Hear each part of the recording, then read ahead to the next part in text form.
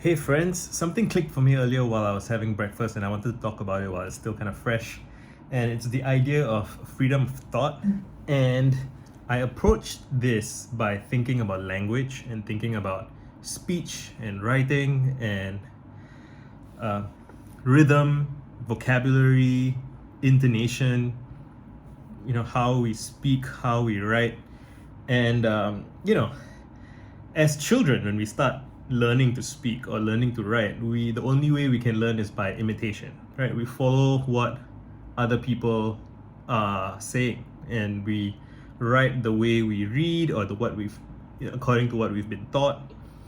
And an observation that I've had this before, and it's standing out to me more now, is that people consistently kind of end up following certain patterns of thought, certain patterns of speech, certain patterns of writing. They use certain turns of phrase. George Orwell has this great bit in his essay Politics in the English Language, where he talks about how people use these dying metaphors where, it's just a phrase that's used so often that you stop even thinking about what it means because it's just so familiar, and by association you're used to seeing it in another place, and the meaning gets diluted, and it's almost meaningless in some senses. It's just there to take up space. And lately I have been reading tweets and hanging out on Clubhouse, listening to people have conversations, and even with YouTube videos, I'm sure there are all these patterns that people follow, and that's not necessarily a bad thing. I have a thread somewhere where I describe it as templates for thought. When you follow the template, you can try to express yourself without worrying too much about every single detail of every single thing that you're saying, which is helpful. Like when you're a musician and you're learning how to play songs, it's helpful to learn other people's songs, and so that you can get into the rhythm and the practice of what it feels like to play music without struggling in the unknown with unknown notes and what unknown territories, right? And the thing that I noticed about templates for thought is that all these phrases that become memes, right? I noticed that I use the phrase "many such cases" pretty often, and I think it originated with Donald Trump. And there's the phrase "challenge accepted," and I do believe that originated with How I Met Your Mother's character, Barney Stinson. And again, these things, I'm not advocating for people to try to be completely original in all of their thoughts and all of their writing and all of their speech, because I don't think that's realistic. And I also think that matching other people's utterances can be a kind of fun in of itself, right? And some of the games that me and my friends play on Twitter is that there was a meme that passed through the population a few months ago, and then there's some new meme that happens, and then you stick the new meme in the format of the old meme, or vice versa, and that's fun, right? Because you affirm to the other people playing that you're both insiders in a sense. It's a reference, right? People enjoy making references, and that you convey this shared history. It's fun. At the same time, it's possible to take that too far, and so Orwell complained that people were taking it too far, and that language was decaying and dying because people were not introducing fresh thoughts, right? They were not really thinking, and I've been reading about golden ages for research, and it's interesting how there are specific authors who are described as having tremendous influence on their respective languages. So Dante is credited with influencing Italian, Shakespeare is credited with influencing English, Cervantes is credited with influencing Spanish. And it's just interesting to think about how a single writer who puts together a body of work that is compelling and inspiring, maybe, or just strong, right?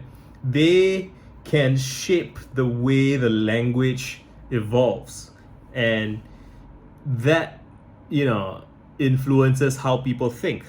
and you can give people, so every writer, every speaker has the opportunity to influence the way other people think. And it, it's, I don't mean it in a I'm trying to control you, or I'm trying to teach you how to be or how to act. But it's just, you notice that the body politic, the herd, the masses, the people, right? They all seem to be speaking in a certain way that has this predictable cadence, right? I've seen all these memes about like how every conversation in a park in San Francisco sounds the same, and every conversation in some other place sounds the same. And it's funny because somebody recognized it and articulated it, and everyone else can enjoy it. It's funny. That's not a bad thing. But what I'm curious about is, how can we expand our range of thoughts, right? How can we be free from the prison? And I mean, it's exaggerating somewhat, but play with me here. How can we be free from the prison of our familiar structures and routines of our language? And the way to do that partially is by reading more broadly, right? Reading things that you don't normally read. If a group of friends are all reading the same few books, then they will all end up having the same few conversations about the same few topics in the same few ways. I think that's really the kind of the crux of it. It's like it's you need outsiders and wanderers and travelers and stuff to come along and ask different questions in a different way, sometimes even just by putting the emphasis in a different part of the question, right? Like, it's just different things like that. And just something just clicked about all of this for me, the idea of the pain of being inarticulate and boredom with repetitive conversations, and like how do you break from that, right? And I think the way is to experiment with your utterances, which is effectively poetry, right? That's the job of poetry in a way, right? Is to try and make the familiar unfamiliar and make the unfamiliar familiar, and just play around with perception, play around with language, and invite people to consider things from a different point of view.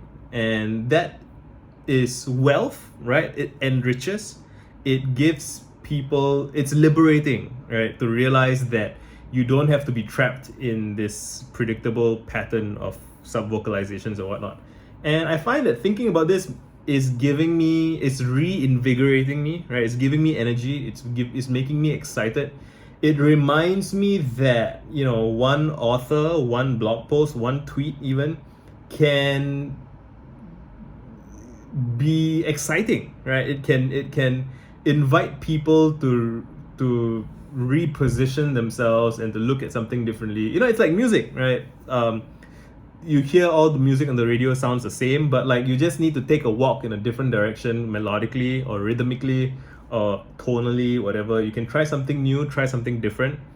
And yeah, I just wanted to capture this feeling. I feel like, I'll link the Twitter thread that I did about this, because one of the things I said was that I am better at freestyling with my fingers when I'm typing than with my mouth when I'm speaking. And part of why I'm making YouTube videos is because I want to get better at doing this.